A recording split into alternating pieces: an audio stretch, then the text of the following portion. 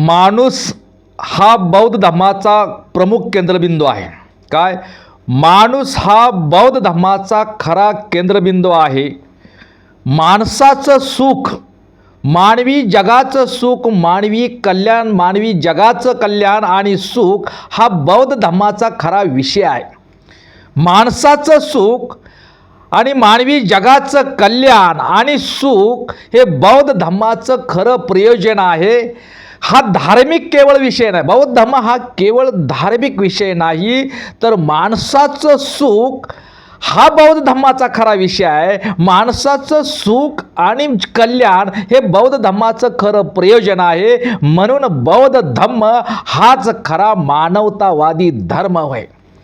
बौद्ध धर्माची दीक्षा घेणं म्हणजे काय, किंवा बौद्ध होणं म्हणजे काय, तर माणूस म्हणून स्वतःला स्वीकारणं म्हणजे बौद्ध होणं होय. काय? सोपं. माणूस म्हणून स्वतःला स्वीकारणं म्हणजे बौद्ध होणं होय. म्हणजेच काय? माणसातील माणूसाला, स्वतःमधल्या माणसाला विकसित करणं म्हणजे बौद्ध होणं होय.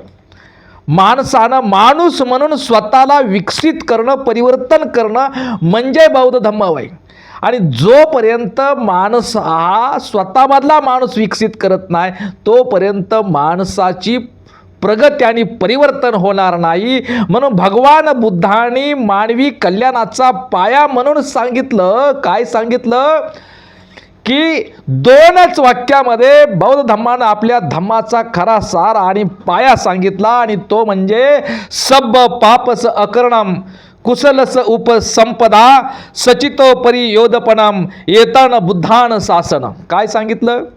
सब पापस अकरणम कुशलस उपसंपदा सचितोपरी योधपणम येतान बुद्धान शासन.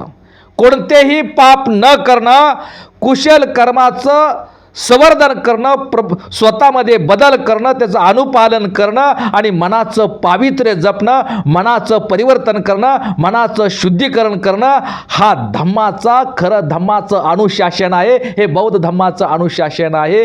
हे भगवान बुद्धानं सांगितलं. खरं तर एवढं बौद्ध वचन, बुद्धांचं हे जे वचन आहे, धम्मवचन आहे, त्याचं पालन जर झालं तर जगातले अर्धे दुःख नष्ट होतील, नाहीसे होतील. एवढं सामर्थ्य या बौद्ध धम्माच्या वचनामध्ये आहे. काय?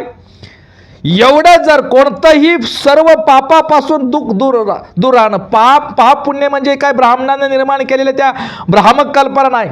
सर्व वाईट कर्मापासून, सर्व वाईट विचारापासून, सर्व वाईट कृत्यापासून दूर राहणं आणि चांगलं कर्म करणं, चांगल्या कर्माचं, कुशल कर्माचं संवर्धन करणं, त्याचं अनुपालन करणं आणि मनाचं शुद्धीकरण करणं, मनाचं निर्मळपण करणं, मानसिक परिवर्तन करणं, एवढं जरी जमलं, एवढं जरी माणसानं पालन केलं तर जगातील, मानवी जगातील अर्धे दुःख नाहीसे होतील. जगातील अर्ध्या समस्या, निम्याहून अधिक समस्या आणि प्रश्न आणि दुःख संपतील, नाहीसे होतील. म्हणजे विश्व कल्याणाचं सामर्थ्य, जगाच्या कल्याणाचं सामर्थ्य एवढ्या बौद्ध वचनामध्ये आहे. म्हणून भगवान बुद्धांनी या वचनाला धम्माचा सार आणि धम्माचा पाया बनवलं.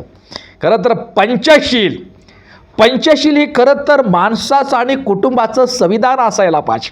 संविधान आहे. पंचशील हे मानवी जगाचं संविधान आहे. पंचशील हे कुटुंबाचं संविधान आहे.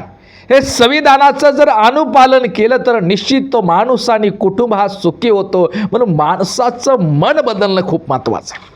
मानसिक परिवर्तनाशिवाय बौद्ध होता येत नाही, हे सत्य आहे. कारण म्हणून महामानव डॉक्टर बाबासाहेब आंबेडकरांनी काठमांडू येथे जागतिक बौद्ध परिषदेमध्ये सांगितलं की भगवान बुद्धांनी मानवी जगाला काय दिलं? माणूस आणि माणसाचं मन, यावर भगवान बुद्धासारखं कोणीही भाष्य केलं नाही.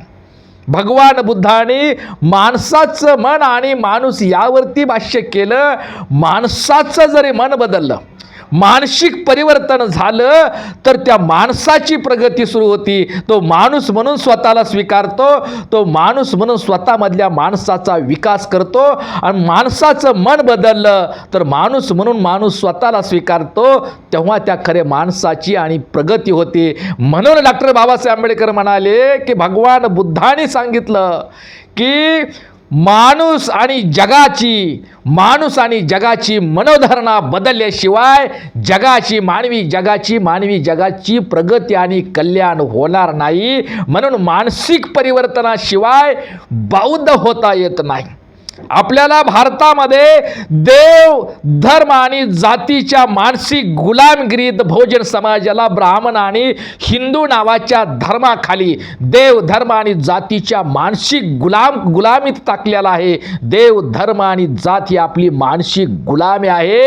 आणि ह्या मानसिक गुलामगिरीतून बाहेर पडल्याशिवाय भारतीय बहुजन समाजाची प्रगती आणि परिवर्तन नाही. देवाबद्दलचा जो भ्रम आहे, मनामध्ये जी भीती आहे, मनामध्ये जे अज्ञान आहे, धर्माबद्दलचे जे मनामध्ये आणि अनिष्ट रूढी परंपरा आणि धर्मामध्ये जे मनामध्ये भीती, मनावरती पगडा बसवलेला आहे, जातीचा मनामध्ये पगडा बसवलेला आहे, जात नावाची काल्पनिक गोष्ट, धर्म नावाचा भ्रम आणि देव नावाचे काल्पनिक गोष्ट या मनावरती बिंबवलेल्या गोष्टी आहे. ती आपलं देव आणि धर्म आणि जात ही बहुजन समाजाची मानसिक गुलामी आहे, दुसरं काही नाही. आणि या मानसिक गुलामीतून बाहेर पडायचं असेल तर महामानव डॉक्टर बाबासाहेब आंबेडकरांनी दिलेल्या 22 प्रतिज्ञानं माणसाने स्वतःचं मानसिक परिवर्तन झाल्याशिवाय या देशातील खऱ्या अर्थानं माणूस बौद्ध होणार नाही. ज्या दिवशी महामानव डॉक्टर बाबासाहेब आंबेडकरांनी दिलेल्या 22 प्रतिज्ञानुसार 22 प्रतिज्ञाचं अनुपालन केलं, 22 प्रतिज्ञानं मानसिक परिवर्तन केलं, त्या दिवशी या देशातील खऱ्या अर्थानं या देशातील माणूस हा बौद्ध झालेला असेल, या देशातील समाज हा प्रबुद्ध समाज झाला असेल आणि हा देश हे राष्ट्र प्रबुद्ध भारत झाला असेल. म्हणून मानसिक परिवर्तनाशिवाय बौद्ध होता येत नाही. आणि म्हणून बौद्ध धम्माच्या तत्वज्ञानानं म्हणजे 22 प्रतिज्ञानुसार स्वतःचं मनाचं परिवर्तन करणं म्हणजे धम्मकार्य करणं. आणि उदाहरण याच ठिकाणी मी सांगेल की 2 साधू असतात, त्यांना धम्मदेशना भंते जे असतात त्यांना प्रवचनासाठी एका गावाला जायचं असतं. मग त्या मध्ये एक वडा असतो, त्या वडा आणि पलीकडे डोंगर असतं, त्या वड्याच्या पलीकडे त्यांना जायचं असतं त्या 2 साधूंना. आणि त्या ठिकाणी एक सुंदर अशी तरुणीसुद्धा त्या वड्याच्या काठाला येऊन बसली असती. पाणी वडा भरपूर वाहत असतो, पाणी भरपूर असतं वड्यामध्ये आणि त्याच्यामुळे त्या पाण्यातून पलीकडे वडा पार कसा करावा या चिंतेत ती तरुणी वड्याच्या काठाला बसलेली असते. ते 2 साधू त्या वड्याच्या पलीकडे त्यांना जायचं असतं. एका साधून त्या तरुणीला पाहिलं, तिच्याजवळ गेला आणि तिला विचारलं, तुझी समस्या काय, तुझा अडचण काय? आणि ती म्हणली की मला वड्याच्या पलीकडे जायचं आहे, पण पाणी तर भरपूर आहे, कसं जायचं? त्या साधून त्या तरुणीला आपल्या खांद्यावरती घेतलं आणि वड्याच्या पलीकडे ते दोन्हीही साधू निघाले. आणि वड्याच्या पलीकडे गेल्यानंतर काठावर गेल्यानंतर त्या तरुणीला ते काठावरती सोडलं आणि ते साधू पुढं चालायला लागले. पण हे पाहिल्यानंतर दुसऱ्या साधूला ते सहन झालं नाही. 2 साधू गपचिप त्या दुसऱ्या साधूला बोलच ना. मग त्या साधूने विचारलं की बाबा, तू मगापासून झाला अर्धा तास झालं, मला तू बोल ना, गप काय? त्यावेळी तो साधू म्हणाला की काय, अरे स्त्रीचा स्पर्श स्त्रीला स्पर्श करता येत नाही, आपल्या धर्मामध्ये नाही. स्त्रीला साधू आपण संन्याशी जीवन आहोत आणि संन्याशाला साधूला स्त्रीचा स्पर्श हा वर्ज आहे. तरी तो त्या सुंदर तरुणीला स्पर्श केला, तिला खांद्यावरती घेतलं आणि वड्याच्या पलीकडे नेलं. म्हणून तुला माझी बोलण्याची अजिबाची इच्छा राहिली नाही, तू तत्व पाळलं नाही, तू साधूचं तत्व पाळलं नाही, म्हणून मी तुझ्याशी बोलत नाही. तेव्हा तो साधू असा म्हणाला की बाबा, माझ्या मनामध्ये ते सुंदर तरुणीच्याबद्दल माझ्या मनात काहीच नव्हतं, निर्मळ मन. तिला मदत करण्याच्या हेतूनं, ती अडचणीत होती, तिला मदत करण्याच्या हेतूनं मी तिला खांद्यावर बसून वड्याच्या पलीकडे नेलं आणि तिथं सोडलं. ज्या वेळेला मी तिला सोडलं त्यावेळी तो प्रश्न तिथंच संपला, तिथंच त्यावेळेला सोडलं. परंतु तू आणखी तुझ्या मनाच्या खांद्यावरती तिला वागवतो आहे. मी तिला मदत करण्याच्या हेतूनं खांद्यावर घेतलं, वड्याच्या पलीकडे सोडून दिलं का माझा विषय संपला. परंतु त्या तरुणीला तू आणखी तुझ्या मनाच्या खांद्यावरती वागवतच आहे. तू आणखी त्या तरुणीला मी मदत करण्याच्या हेतूनं तिला एकदा स्पर्श केला, पण तू मात्र आजही आताही तिला मनातून सारखा स्पर्शच करतो आहे. तुझ्या मनातून अजूनही सुंदर स्त्री निघाली नाही. तुझ्या मनाला तुझं मन आजही तिला स्पर्शच करतंय. तुझ्या मनाच्या खांद्यावर तिला आता सुद्धा तू वागवत आहे. मी तर ती केव्हा सोडून दिलं. म्हणून मनाची पावित्र्य, मनाचं सौंदर्य हे खरं मनाचं पावित्र्य हे खरं माणसाचं सौंदर्य आहे. मनामध्ये पाप असता कामा नये, मनामध्ये वाईट विचार असता कामा नये, मन निर्मळ. पण त्या धर्मामध्ये आपल्या बघा, हिंदू धर्म म्हणजेच ब्राह्मणी धर्म व्यवस्थेमध्ये चांगली सोय आहे. कितीही पाप करा, भरपूर पाप करा, रोज पाप करा आणि गंगेत डुबकी मारा, झालं पाप धुवून निघते. किती सोपं आहे बघा. पाप करायची, वाईट कर्म करायचं आणि काय फक्त पाप धुवून निघायचं असेल तर गंगेमध्ये डुबकी मारायच्या. गंगेमध्ये डुबकी मारली, गंगेत बुडालं का झालं पाप धुवून निघालं. किती साधी सोपी सोय आहे, किती सोपं. धर्माच्या नावाखाली किती माणसाला उल्लू बनवलंय बघा. पाप करा आणि गंगेत डुबकी मारा, झालं पाप धुवून निघालं. पुन्हा पाप कराय, गंगेतून डुबकी मारून बाहेर आलं का पुन्हा पाप कराय रिकामं. असं ना. अरे पाप म्हणजे, वाईट कर्म म्हणजे काय अंगावरचा मळ आहे काय? वाईट कर्म किंवा पाप म्हणजे काय अंगावरचा मळ आहे का? गंगेत पाण्यात डुबकी मारले का ते धुवून जायला? नाही ना.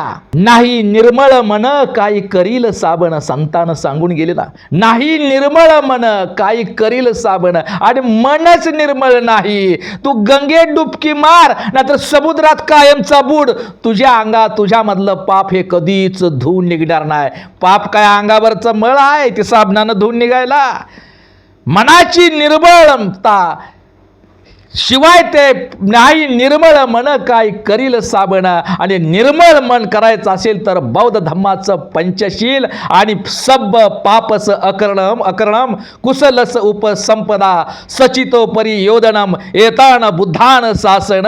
कोणतंही वाईट कर्म करू नये, सर्व प्रकारची चांगली कर्म करावं, त्याचं संवर्धन करावं आणि मनाची शुद्धता करावी, मनाचं पावित्र्य राखावं. हाच बुद्धांचं अनुशासन आहे. हे बौद्ध धम्माचा हा पाया आहे. हे भगवान बुद्धांनी सांगितलं. हा पाया जर निर्माण झाला तर त्या पायावरती मानवतेचं जग उभा राहिल्याशिवाय राहणार नाही. यासाठीच चला आपल्या बुद्धाच्या घरी. नमो बुद्धाय. जय भीम.